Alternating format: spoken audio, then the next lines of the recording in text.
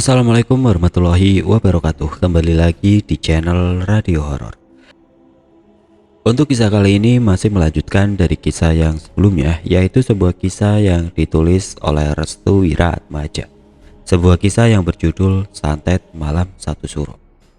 Sebelum kita masuk ke ceritanya, tekan dulu tombol like video ini dan jangan lupa tekan juga tombol subscribe channel ini.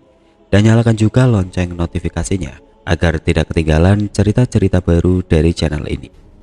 Dan bagi teman-teman yang ingin membaca langsung ceritanya, nanti silakan saja kunjungi linknya yang nanti akan saya sertakan di kolom deskripsi. Dan jangan lupa follow juga akun penulis. Dan seperti apa untuk kelanjutan kisah ini? Langsung saja kita simak berikut ini.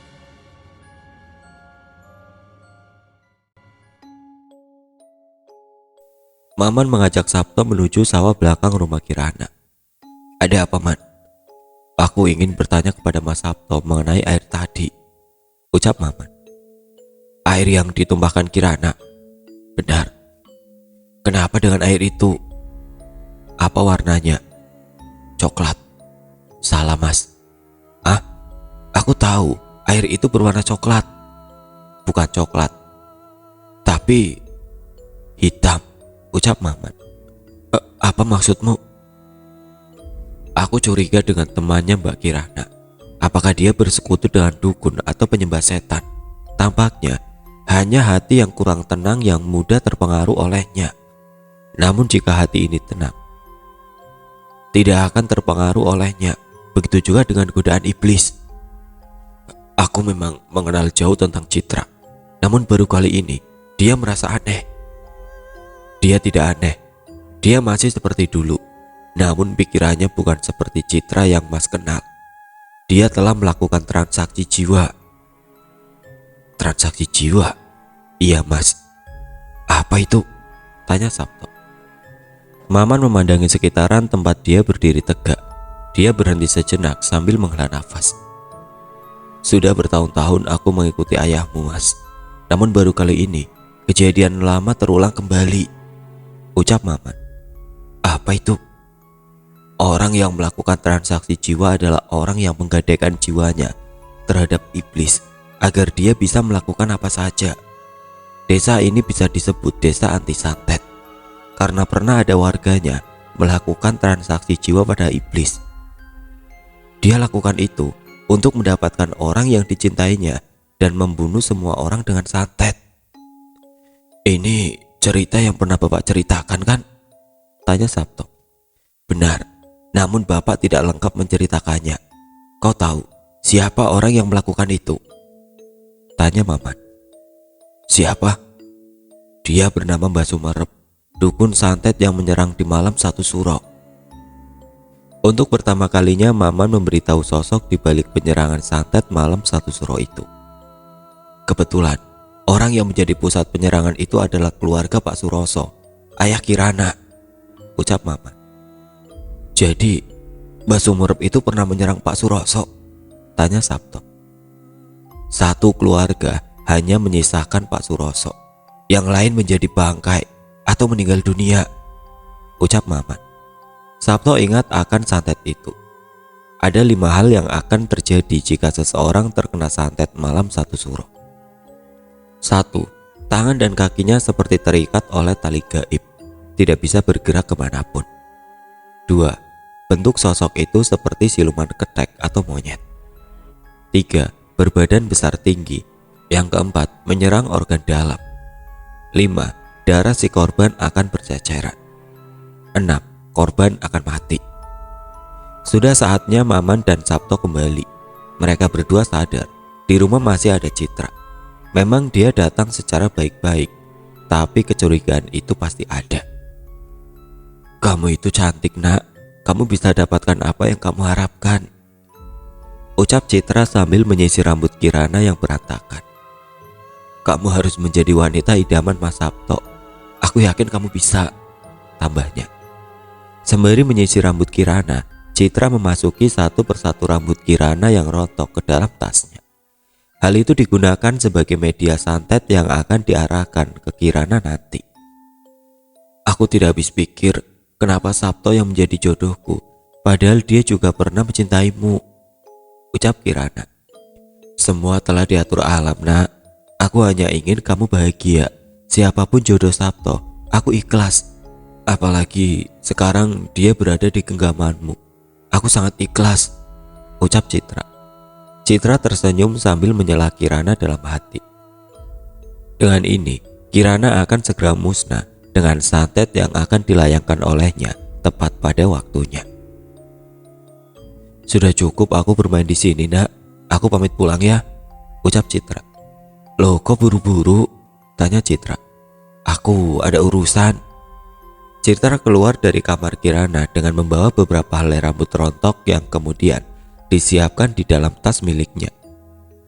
Aku boleh ke kamar mandi? Tanya Citra. Boleh, silakan. Kirana menunjukkan Citra ke kamar mandinya. Tujuan Citra hanya satu. Dia mencari potongan kuku, rambut, pembalut bekas darah haid milik Kirana. Sepertinya aku harus cepat selesaikan ini sebelum Sabto mendatangi rumah. Citra segera mencari potongan kuku itu di dalam tempat sampah yang berada di kamar mandi. Arina, kamu masih lama? Tanya Kirana. Sebentar lagi, nak, ucap Citra. Oke, aku tunggu ya, ucap Kirana. Iya, nak, suwun ya. Kirana masih mengorek-ngorek tong sampah kecil yang berada di kamar mandi. Akhirnya ketemu juga kau, ucap Citra. Citra segera mengemasi seluruh penemuannya ke dalam kantong kresek dan dimasukkan ke dalam tas miliknya. Tunggu, apakah ini milik Kirana? Entahlah, yang penting aku telah mendapatkan rambutnya, ucap Citra. Citra pun keluar dari kamar mandi. Dia menengok kanan kiri tampak sepi dan tiada orang yang mengetahui keberadaannya. Namun baru saja dia melangkahkan kaki menuju ke ruang tengah, ada seretan tangan yang menarik tangan kanannya. Diam, ucap Ramli sambil menutup mulut Citra dengan tangannya. Lepaskan bodoh, kamu mau membunuhku, ha? Ucap Citra. Apa yang kamu lakukan terhadap Kirana? Tanya Ramli. Tidak ada, apa maksudnya? Tanya Citra. Tidak usah bohong, ancam Ramli. Aku kesini ingin menyelamatkanmu. Aku tahu kamu minum jamu itu kan? Bodoh sekali kamu, ucap Citra. Ramli segera mendorong tubuh Citra hingga membentur tembok. Apa maksudmu, ah? Ramli tidak segan-segan mencekik leher Citra hingga Citra kesulitan untuk bernafas. Tubuhmu banyak racunnya. Ramli melepaskan tangannya. Bajingan kamu, mau membunuhku berapa kali ya? Tanya Citra. Kemarikan obatnya, ancam Ramli. Citra langsung membuka tasnya dan mengambil obat yang telah diberikan Mbak Sumerep terhadapnya. Ada syaratnya, senyum Citra. Apa itu? Tanya Ramli. Citra menengok kanan kiri sekitarnya. Dia tidak ingin rencana ini akan bocor. Sementara di depan rumah Kirana. Dek, kamu kok ada di sini? Mana Citra? Tanya Sabto. Ada di belakang, Mas. Aku sedang menunggu Citra, ucap Kirana. Mas kesana ya? Tanya Sabto. Nggak usah, Mas, dia sedang di kamar mandi, ucap Kirana. Oh, ya sudah. Maman tahu ada yang tidak beres di belakang rumah. Dia memandangi dalam rumah di mana Ramli juga tidak berada di sini. Itu artinya Citra dan Ramli sedang merencanakan sesuatu. Maman langsung bergegas ke belakang rumah. Mau kemana, Man? Tanya Mbak Kirana. Dalam hati Maman, sial, mengapa Mbak Kirana mengetahui tujuanku untuk pergi ke belakang rumah? Mbak, aku disuruh Mas Sabto untuk mengambil wedang, ucap Maman. Tapi kan ada Citra. Aku lewatnya muter kok, Mbak. Lagian aku gak bermaksud mengintip atau melakukan hal-hal yang melecehkan, ucap Maman. Oh begitu, ya sudah, jawab Kirana. Akhirnya rencana Maman berhasil. Dia harus selangkah lebih maju dari Ramli dan Citra. Di belakang rumah dekat kamar mandi. Aku tidak ingin kamu membocorkan rahasia ini. Ini adalah rahasia khusus kita, ucap Citra. Apa itu? Tanya Ramli. Malam ini Pak Suroso akan mati, ucap Citra. Maman yang baru sampai di belakang rumahnya menguping dari balik pintu belakang. Dia terkejut mendengar rencana buruk dari Citra kepada Ramli. Karena itu, kamu harus mengawasi tangan kanan Sabto, yaitu Maman. Dia adalah musuh dari Mbak Sumerep, ucap Citra. Benar dugaan Maman. Mbak Sumerep memperalat Citra untuk membalaskan dendamnya kepada Pak Suroso. Dari awal dia telah curiga bahwa santet yang dilayangkan Mbak Sumerep berupa santet yang diselinapkan lewat makanan dan minuman. Bukan hanya itu saja, sebelum malam 1 Suro, sosok berbadan besar dan tinggi harus mencari korban sebanyak 3 orang, ucap Citra. Malam ini akan dimulai korban pertamanya, tanya Ramli. Benar. Siap. Korban pertama Pak Suroso, yang keduanya Buati, yang ketiga Pak Mulyo, ucap Citra. Iya, aku paham. Korbannya itu yang minum jamu. Tapi kenapa Maman tidak dijadikan korban? Tanya Ramli. Maman kaget bahwa namanya lagi-lagi disebut. Satu persatu sosok di balik dirinya akan diketahui oleh Ramli dan juga Citra. Aku tidak tahu, makanya waspada dengan Maman. Dirimu hampir mati di tangan Maman, ucap Citra. Maman segera beranjak dan pergi dari situ. Seluruh informasi mengenai santet itu telah dia dapatkan. Namun, ketika dirinya hendak pergi dari tempat itu, tubuhnya tanpa sengaja menyenggol kardus-kardus bekas yang berada di sebelahnya. Bro, aduh, mati aku. Citra dan Ramli kaget mendengar suara berisik itu. Sepertinya ada orang yang sengaja menguping pembicaraannya. Siapa itu? Ucap Ramli. Dia pun langsung membuka pintu belakang dan tidak mendapati seorang pun di sana. Ramli memperhatikan sekeliling tempat kardus-kardus itu terjatuh. Sepertinya rencana kita diketahui oleh seseorang. Aku yakin orang itu adalah orang terdekat rumah ini, ucap Ramli. Citra hanya terdiam sambil menghela nafas. Lagi-lagi dia harus menghadapi konflik seperti ini. Maman masih bisa diberikan keselamatan setelah dirinya berhasil kabur dari para pengabdi iblis. Aku harus segera menyediakan wedang untuk Mas Sabto, ucap Maman. Dia pun menuju dapur dari arah pintu samping. Beralih ke depan rumah Kirana. Citra menuju rumah depan dengan Ramli. Citra, sudah selesai? Tanya Kirana. Ini mau pulang, ucap Citra. Tiba-tiba Maman datang sambil membawakan minuman untuk Sabto. Nyuwun sewu tuan, saya telat tadi. Iya gak apa-apa. Tadi habis kemana memangnya sampai telat membawakan wedang untukku? Tanya Sabto. Ramli dan Citra merasa curiga dengan Maman. Ternyata Sabto menyuruh Maman untuk mengambil wedang di dapur. Namun mengapa mereka berdua tidak bertemu Maman? Tadi saya sempat ke sawah tuan, jelas Maman. Sawah? Apa yang kau lakukan? Tanya Sabto. Maman mulai terpojokan. Dia tidak bisa berkata apa-apa lagi. Saat ini yang ada dalam pikirannya adalah bagaimana caranya supaya bisa lari dari pertanyaan Sabto dan tatapan Citra serta Ramli. Saya tadi habis membuang bekas makanan yang semalam tidak habis, sembari mencari bahan obat-obatan untuk Pak Suroso. Karena saya yakin sakitnya Pak Suroso itu karena ada yang menyantetnya, ucap Maman. Ramli dan Citra terkejut mendengar hal itu. Ternyata Maman pintar sekali memutar topik pembicaraan. Makanan apa yang kau buang, Man? Tanya Ramli. Maman mulai menatap sinis Ramli yang mempertanyakan pertanyaan yang tidak penting itu. Maman tahu tujuan Ramli menanyakan itu adalah untuk menggiring kembali ke topik pertama. Untuk apa kau tanyakan itu? Tanya Maman. Aku tidak mendapati satu makanan pun yang basi. Apakah kau sengaja mengelak pertanyaan Mas Sabto? Tanya Ramli. Apakah kau yakin tidak ada makanan yang basi saat malam tadi? Siapakah yang membereskan semuanya kalau bukan aku? Maman tidak mau kalah. Kali ini dia selangkah lebih maju dari Ramli. Ramli menyadari bahwa dirinya tidak mengontrol makanan yang dihidangkan semalam tadi. Cukup, kalian itu kerjanya ribut terus, ucap Kirana. Citra masih menatap sinis Maman yang dari tadi tersenyum padanya. Nak, aku pulang ya, ucap Citra. Mau aku antar? Tanya Kirana. Tidak usah, aku tidak enakan, jawab Citra. Sabto masuk ke dalam rumah terlebih dahulu. Dia seperti tidak menginginkan kehadiran Citra di dalam kehidupannya. Terima kasih ya nak, kamu sudah menerimaku dengan baik, walaupun suamimu agak kurang menyukai kehadiranku, ucap Citra.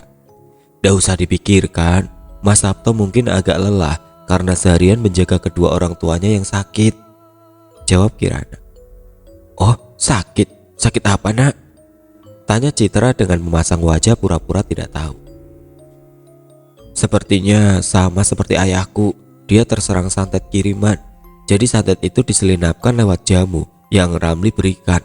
Tapi memang bukan Ramli pelakunya, ucap Kirana.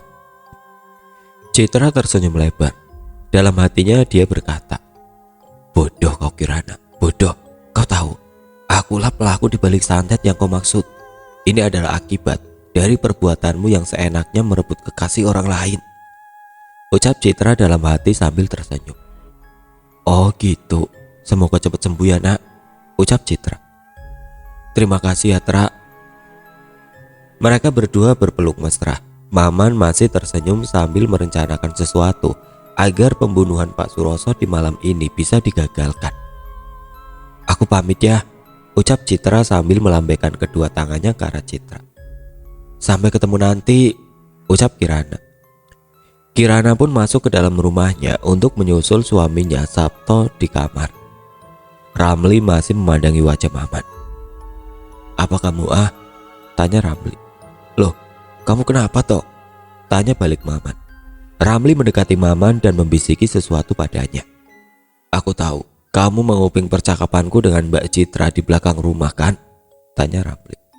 Tubuh Maman bergetar hebat. Baru kali ini dia merasakan ketakutan yang luar biasa. Seluruh perkataanmu yang kau ucapkan di hadapan Mas Sabto, semua tidak akan berguna.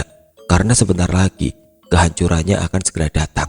Cobalah untuk menghindari malapetaka sebelum tertiup sakitnya derita, ucap Ramli. Maman masih menggenggam kedua tangannya. Sekarang, bergeraklah semampumu. Kau tidak akan bisa kabur kemanapun. Walaupun kau memberitahu terhadap Mas Sabto dan Mbak Kirana, mereka berdua tidak akan percaya karena keduanya berpikir logis, jelas Ramli. Ramli pun masuk ke dalam rumah, menyisakan Maman yang masih berdiri di depan rumah sambil menatap langit. Benarkah aku akan kalah untuk kedua kalinya? Aku gagal menyelamatkan keluarga Pak Suroso di masa lalu. Aku juga gagal membunuh Sumerep. Dan sekarang Ramli, dia mencoba mengancamku. Dunia memang penuh orang-orang unik ya, ucapnya. Flashback, tragedi terbunuhnya keluarga Pak Suroso di masa lalu. Pak, lebih baik Bapak kabur saja, ucap Maman. Man, bagaimana dengan Yati? Apakah dia juga selamat? Tanya Pak Suroso. Sementara ini dia selamat. Pak Mulyo juga sudah menyiapkan mobil untuk Bapak. Bagaimana dengan yang lain? Apakah kamu telah memeriksa kamar keluarga yang lain? Tanya Pak Suroso. Maaf Pak, semuanya telah mati. Apa? Santet itu menyerang organ dalam Pak. Tidak ada satu tabib pun yang menyelamatkannya. Kamu tahu siapa pelakunya? Dia siapa Man? Tanya Pak Suroso. Maman memandangi kamar Pak Suroso yang lantainya penuh darah. Malam itu purnama meredup. Angin berembus kencang dan bunga kantil bermekaran.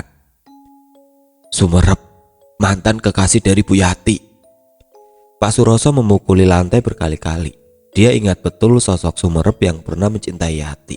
Namun ditolaknya mentah-mentah karena Yati lebih memilih kepada dirinya. Kenapa harus berakhir seperti ini? Sudah Pak, ayo kita lari dari tempat ini, ucap Maman. Ketika Maman dan Pak Suroso meninggalkan tempat itu, Maman melihat Ramli masih hidup dan meminta pertolongannya. Maman pun menuju ke arah Ramli. Ramli, kamu udah apa-apa? Tanya Maman.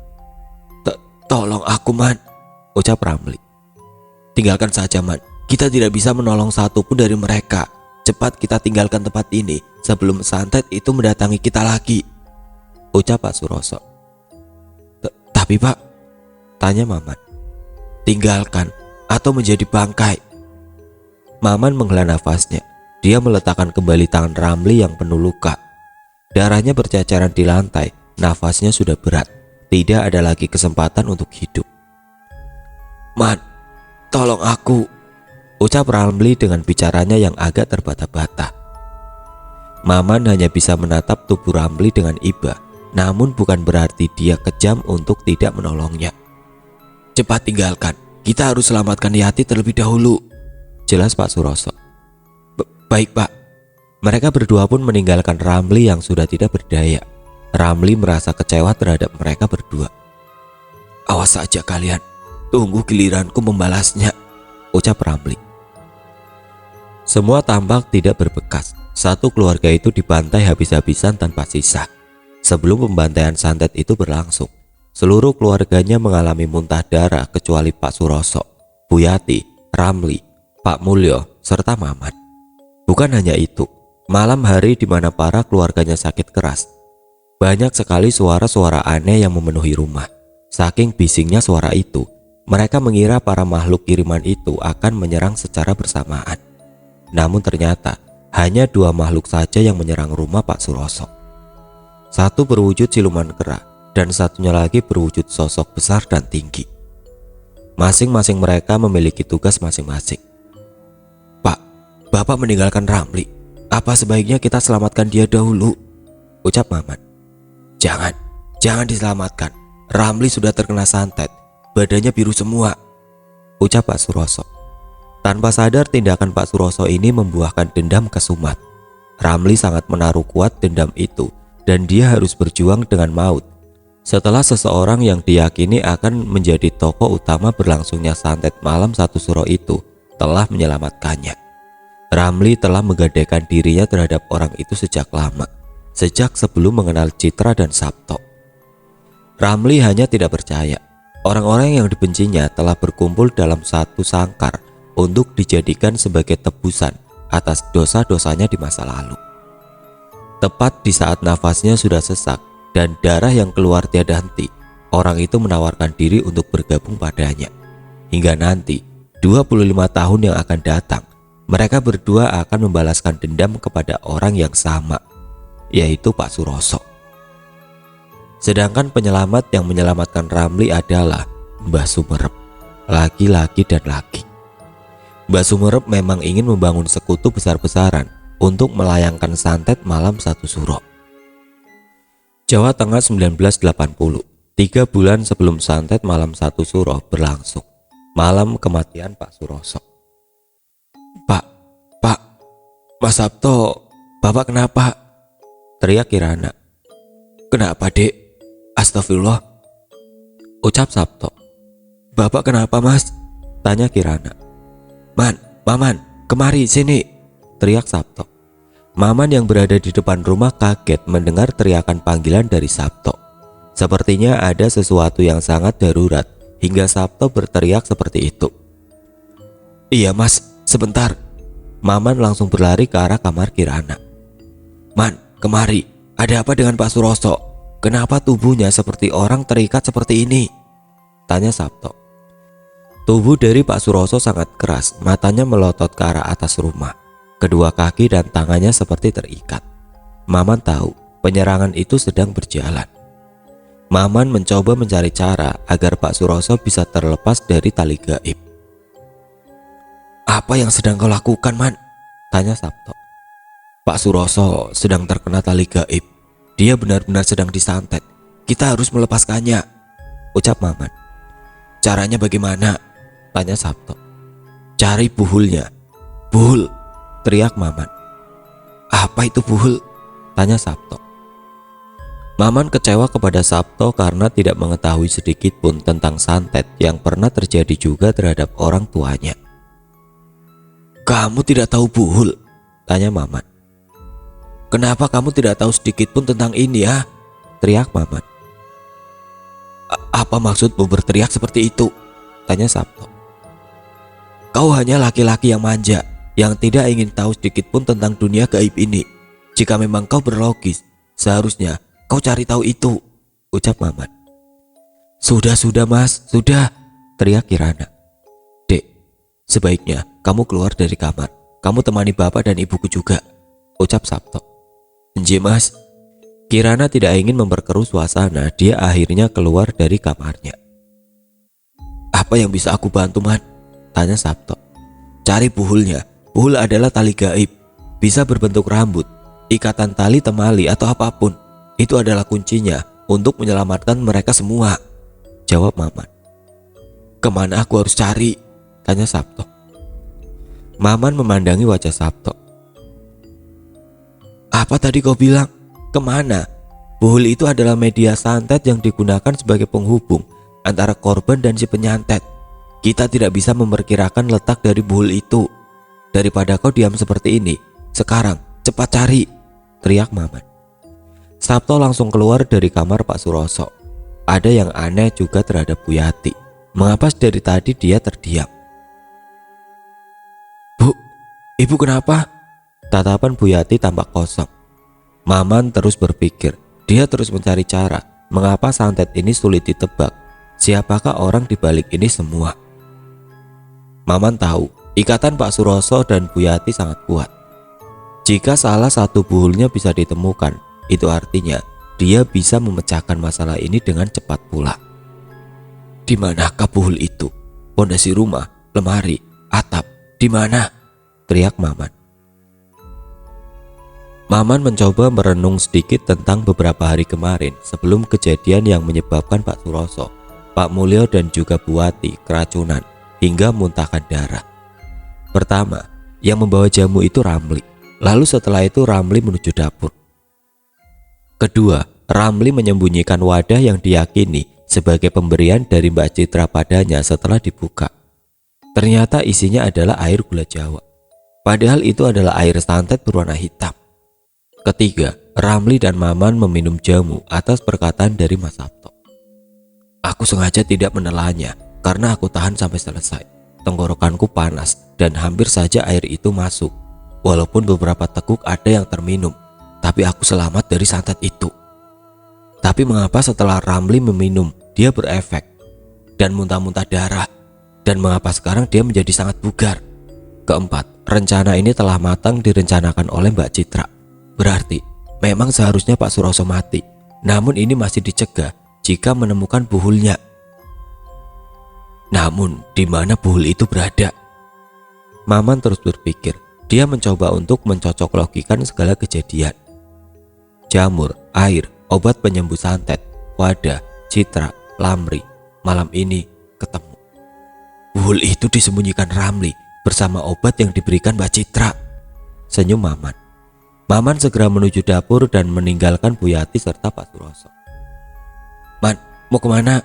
Tanya Sabto kepada Maman ketika dirinya berhadapan langsung dengan Maman. Mas, tolong jaga bapak di kamar, ucap Maman. Oh, oke Man. Maman sengaja melakukan itu agar Sabto tidak terlibat jauh dalam masalah ini. Tubuhnya tampak terus dipaksa oleh pikiran untuk bergerak. Tidak pernah terbenak oleh Maman untuk membantu Pak Suroso.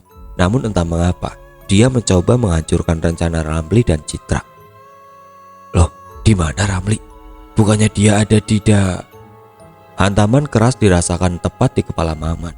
Maman langsung tersungkur jatuh ketika dirinya dihantam oleh sejenis benda tumpul. Balok dengan panjang 1 meter yang dibawakan Ramli untuk menghantam Maman tepat sasaran. Kamu mencariku? Tanya Ramli. Darah dari luka kepala Maman mengucur deras. Maman menahan pendarahan itu dengan tangan kanannya. Ramli mendekati Maman sambil menyeret balok itu. Sudah siap mati? Tanya Ramli. Maman mencoba mundur ke belakang dengan merangkak. Dia tidak bisa lagi berkutik sedikit pun. Lukanya sudah semakin parah. 25 tahun yang lalu, tepat di mana kau dan Pak Suroso meninggalkanku, tepat di mana nyawaku berada di ujung tenggorokan. Apakah kau ingat itu? Tanya Ramli. Sekarang, setelah aku tahan, aku tidak bisa membendungnya lagi. Aku hanya ingin satu hal padamu. Bunuh Sabto, atau kamu yang akan saya bunuh, ucap Ramli sambil mengarahkan baloknya kepada Maman. Ucapkan selamat tinggal pada dunia yang telah membesarkanmu terhadap kemunafikan, ucap Ramli sambil mengangkat baloknya.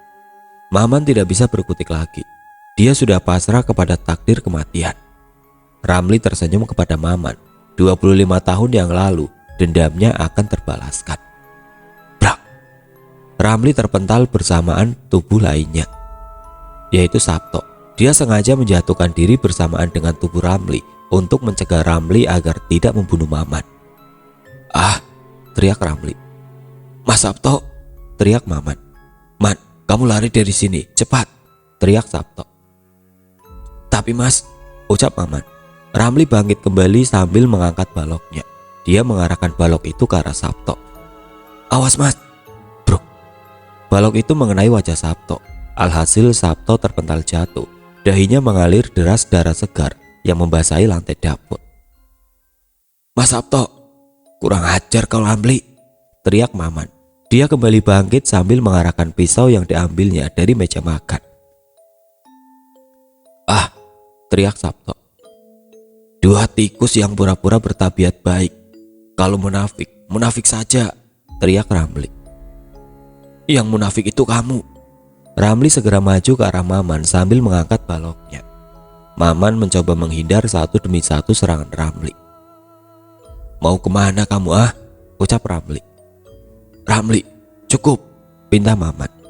"Apa kau bilang? 25 tahun yang lalu kau bilang momentum ini dicukupkan. Apa kabar dengan kalian yang berada di zona nyaman kala itu?" "Aku sudah tidak tahan untuk membunuh keparat seperti kamu," ucap Ramli. Maman telah kehabisan tenaga. Dia tidak bisa berbuat apa-apa lagi. Sepertinya sudah saatnya tubuh tuanya beristirahat tenang. 25 tahun yang lalu, waktu yang tidak sebentar, menyisakan dendam hingga sekarang. Manusia memang unik dalam menciptakan dendam. Iblis menang banyak akan hal ini. Mas Sabto, apa yang terjadi? Darah ini, siapa yang berani melukai mas?" tanya kesal Kirana. Sabto segera menunjukkan sesuatu pada Kirana. Dia mengarahkan jari telunjuknya kepada dua orang yang telah mati-matian saling membunuh. Itu Ramli." Ramli masih menendang-nendang tubuh Maman yang telah lemah. Sesekali dia mengarahkan baloknya kepada kepalanya. "Di mana harkat dan martabatmu? Apakah kamu sudah menyerah begitu saja? Kamu memang cerdas dalam menganalisa, tapi kamu sangat lemah dalam fisik," ucap Ramli. "Manusia diciptakan dengan kemampuan yang berbeda kan? Bagaimana jika beberapa menit kemudian kau akan keluar dari rumah ini sambil menahan luka di bagian perutmu?" tanya Maman. "Apa maksudmu?" tanya balik Ramli. "Apakah kau ragu dengan analisaku?" tanya Maman sambil senyum. "Apa maksudmu ah?" "Ramli!" teriak Kirana sambil berlari dan mengarahkan pisau kepada Ramli. "Mbak Kirana?" tanya Ramli. Maman segera mengangkat kakinya dan menendang daerah terlarang Ramli. Alhasil Ramli menjatuhkan baloknya dan memegangi bagian selangkangannya. Kirana mengarahkan pisau itu tepat di perut Ramli sambil menangis. "Kamu tega mas, kamu ingin membunuh keluargaku lagi." Pisau itu menancap tepat di perut Ramli. Darahnya mengucur hingga membasahi baju Ramli. "Mbak, kenapa?" tanya Ramli. "Kamu jahat mas, kamu sengaja telah melukai orang yang aku sayangi. Mas Sabto, kamu juga telah meracuni ayah dan mertuaku," teriak Kirana. Ramli tersenyum. Dia beruntung bisa ditusuk oleh orang yang dia cintai, permata hati dan pujaannya. Ramli tidak habis pikir. Cinta yang telah lama dia tahan dan sengaja untuk tidak menikahi wanita lain agar dia bisa mendapatkan cinta Kirana. Urusan umur tidak dimasalahkan. Cinta tidak terpaut kepada umur. Namun ketika hari di mana perjodohan itu tiba, Ramli sangat terpukul mendengarnya. Dia tampak tidak bisa melakukan apa-apa lagi. 25 tahun dia menunggu Kirana dewasa, namun hanya sia-sia belaka. Cintanya bertepuk karena perjodohan orang tuanya.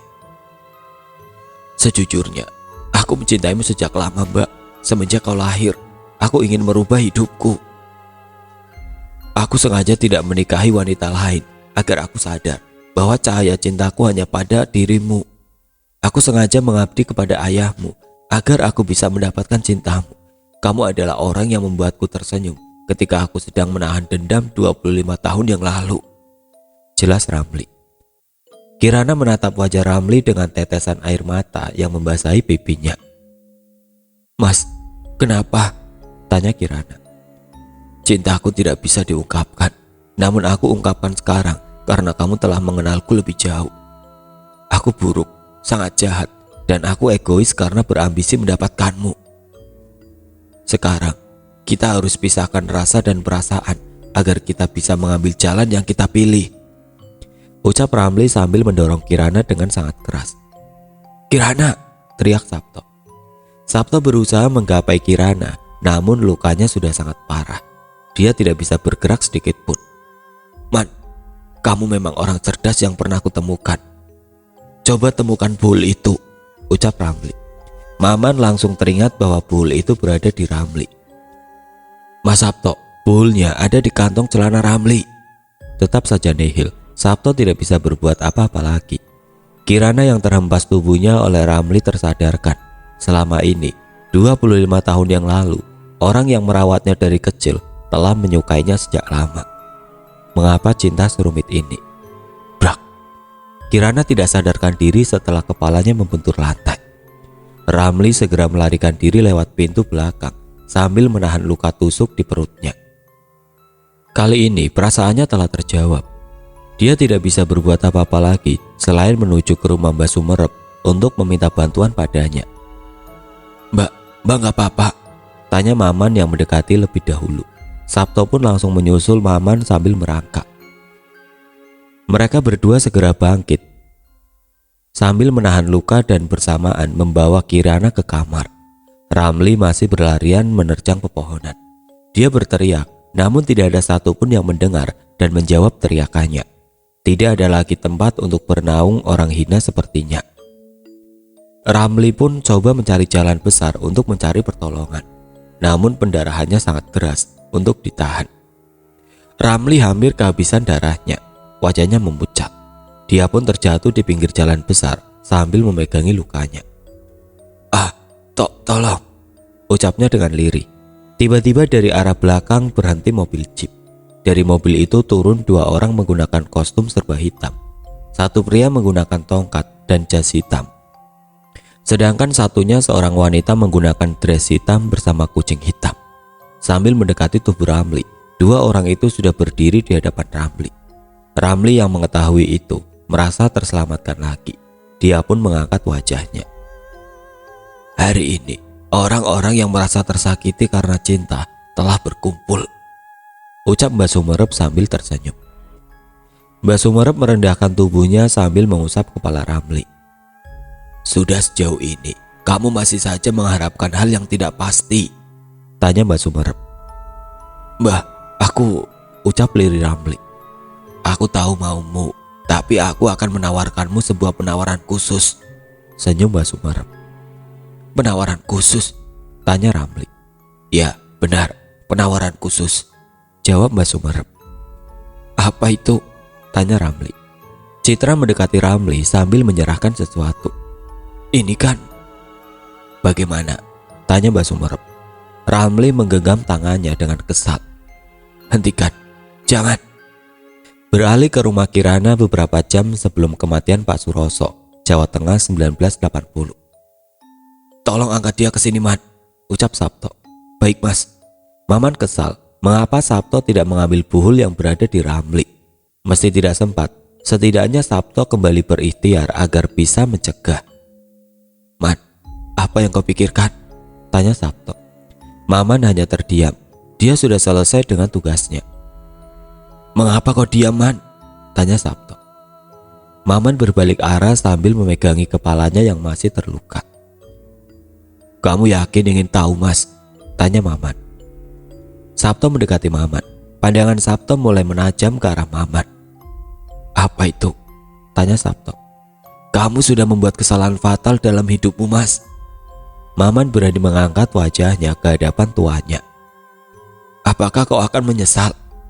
Maman kembali mengarahkan kata-kata pedasnya kepada Sabto. Sabto hanya terdiam sambil menundukkan pandangannya. Jika kamu ingin merubah hidupmu, tentukan perubahan itu mulai hari ini. Jika kamu memilih menyesal di masa depan, silakan saja. Hidupmu, kamulah yang menjalankan. Ramli, dia sedang merencanakan santet pembunuhan terhadap Pak Suroso. Setelah itu dia akan membunuh kedua orang tuamu. Demi apa dia melakukan itu? Kau tahu, demi menciptakan ambisi bejatnya, jelas Maman. Lalu, apa salahku? Tanya Sabto. Kamu terlalu baik pada manusia, Mas. Sabto heran, mengapa dirinya didikte hingga sampai akar-akarnya. Apakah memang Maman ingin memberitahu mengenai sesuatu padanya? Sebuah pertanyaanmu yang membuatku kecewa adalah, kamu memang orang pintar, tapi bodoh dalam membaca situasi. Analisamu rendah, kamu tidak bisa menjadi diri sendiri. Tubuhmu, kamu biarkan terseok-seok kepada gelombang orang lain. Mau sampai kapan kamu seperti itu? Jelas Maman. Beritahu kepadaku, apa yang harus aku lakukan agar bisa menyelamatkan Pak Suroso dan kedua orang tuaku? Tanya Sabto. Maman membalikan tubuhnya. Sepertinya tidak ada harapan lagi dalam diri Sabto. Man, tunggu, apa yang salah? Tanya Sabto. Kamu tidak salah, Mas, kamu benar. Tapi kamu selalu saja telat membaca analisa, situasi, dan kondisi kejadian tadi. Buhul itu berada pada Ramli. Mustahil kamu bisa menemukannya. Jelas Maman. Lalu, bagaimana sekarang? Tanya Sabto. Malam ini, mereka akan datang. Mereka? Siapa?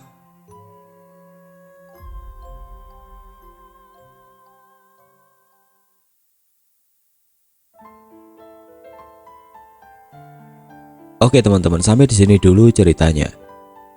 Bagaimanakah kelanjutan kisah dari Santet Malam Satu Suro ini? Nantikan saja di video selanjutnya. Agar tidak ketinggalan, jangan lupa untuk like, komen, share, serta subscribe channel ini. Dan nyalakan juga lonceng notifikasinya. Wassalamualaikum warahmatullahi wabarakatuh.